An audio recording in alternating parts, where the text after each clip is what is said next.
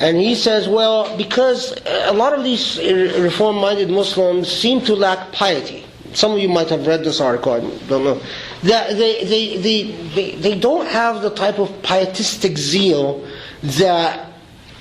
but the names he listed are people who are cultural Muslims more than... for instance, the guy who just wrote The House of Wisdom, that argues for that argues that that humanistic values in the Islamic civilization influenced Europe and so on. In the introduction, he starts off by saying, "I'm an atheist. I'm writing as a Muslim who's an atheist." It's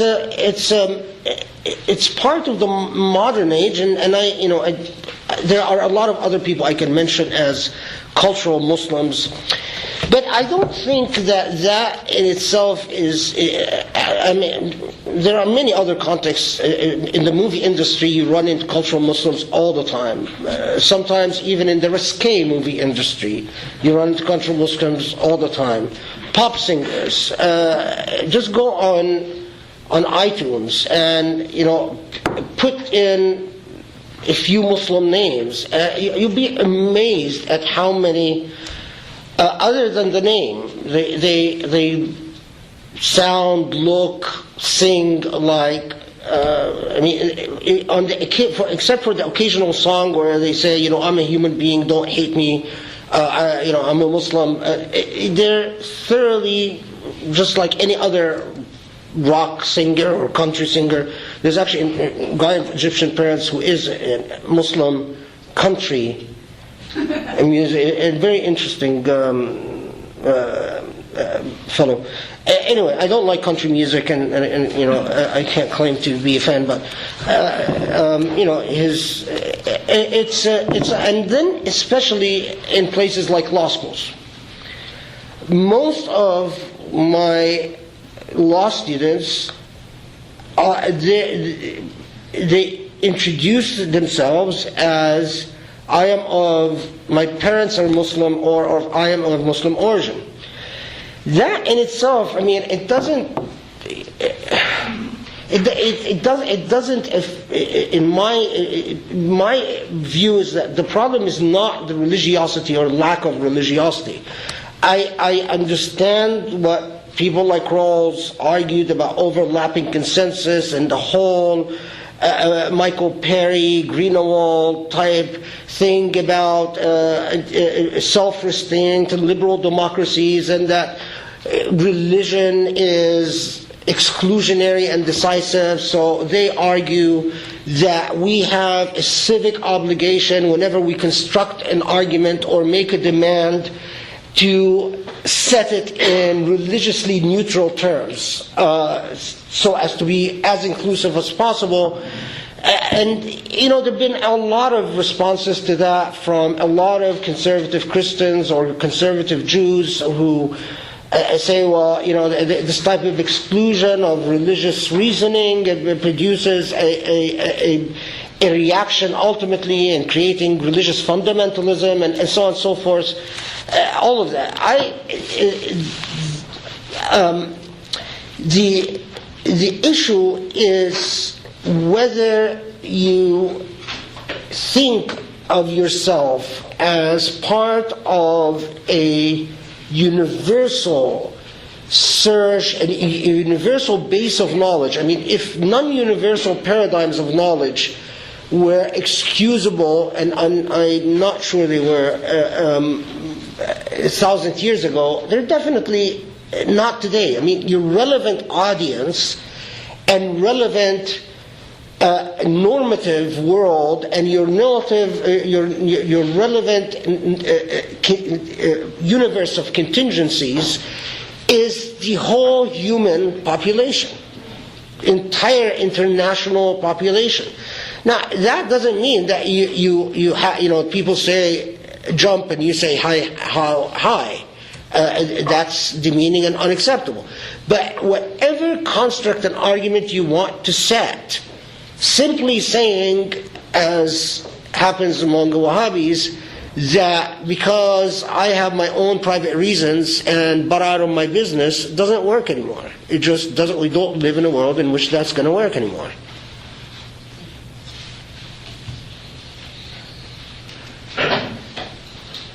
In your introductory remarks, you started with some percentages to show that a small percentage cannot be a good source of the phobia and so forth. Okay, and then towards the middle of your lecture, you used the following sentence that the Quran had very little to do with Islamic law, or had influence on Islamic law.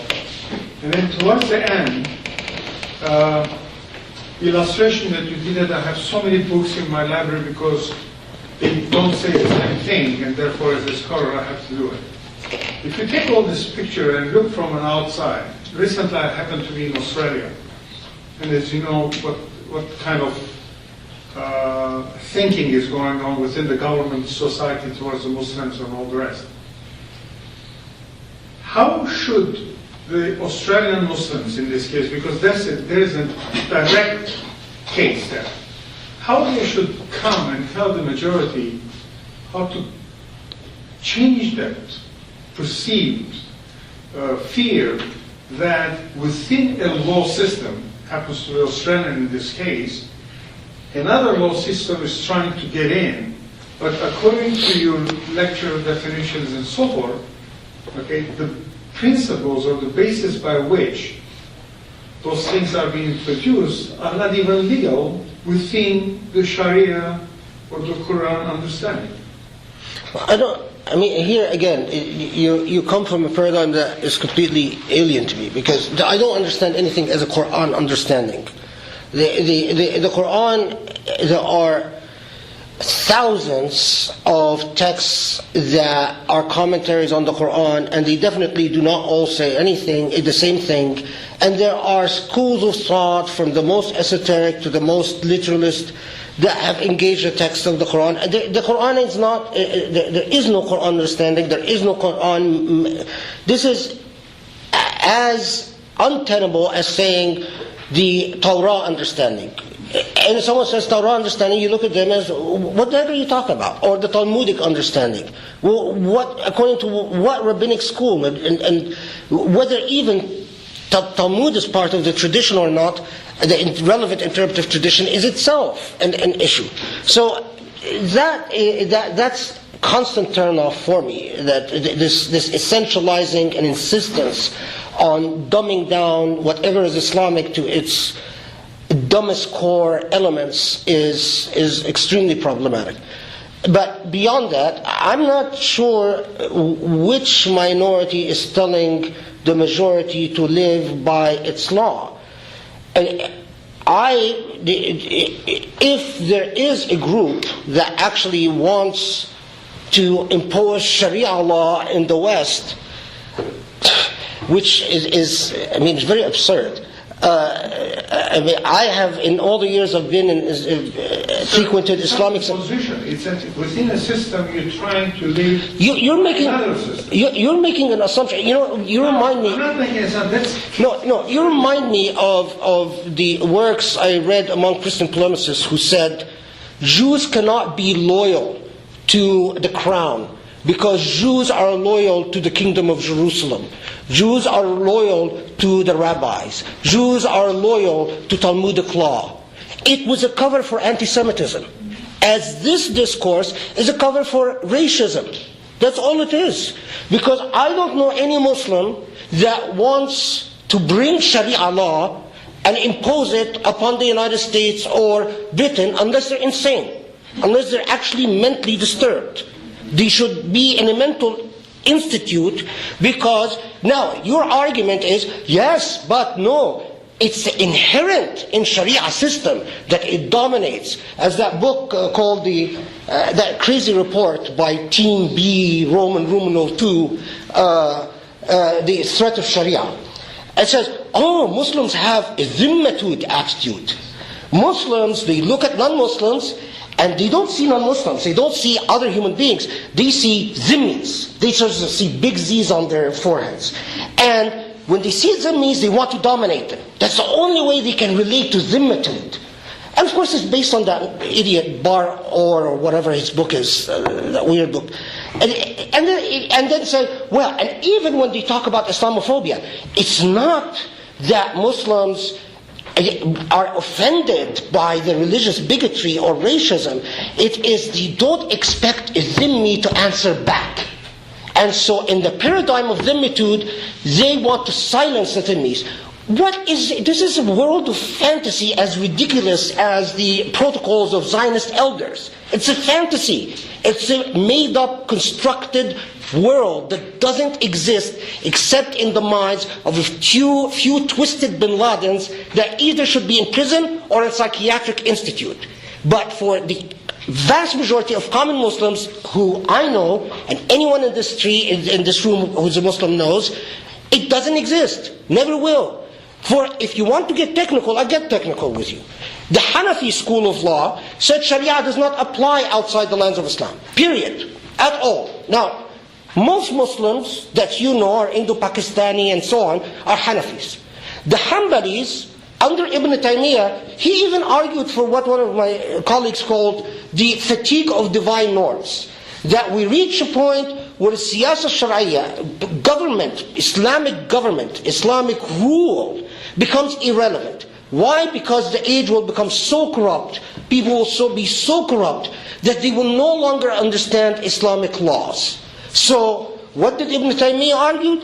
That you live, do your fasting, do your prayer, do your alms, oppress your women, oppress your children, beat on your wife, beat on your child, but not engage with outside society, not dominate anyone, not even attend a meeting with anyone, not have friends with anyone other than someone like yourself.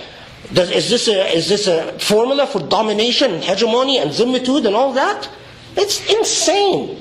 I mean, we call bigotry and racism by what it is.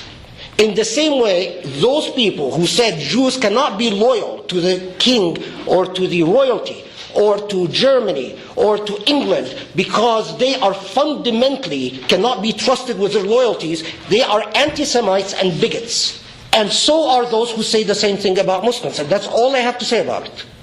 Khaled, what's an answer to the problem, as understood here, of legal pluralism? So the question of how can ideas about, for example, Islamic family law be accommodated so not in any sense as the dominant paradigm or whatever. Personally, I am opposed to any application of Sharia, it's not Sharia law, but right. I'm opposed to any Islamic-based ahkam in a liberal Western democracy, even if it's just for Muslims.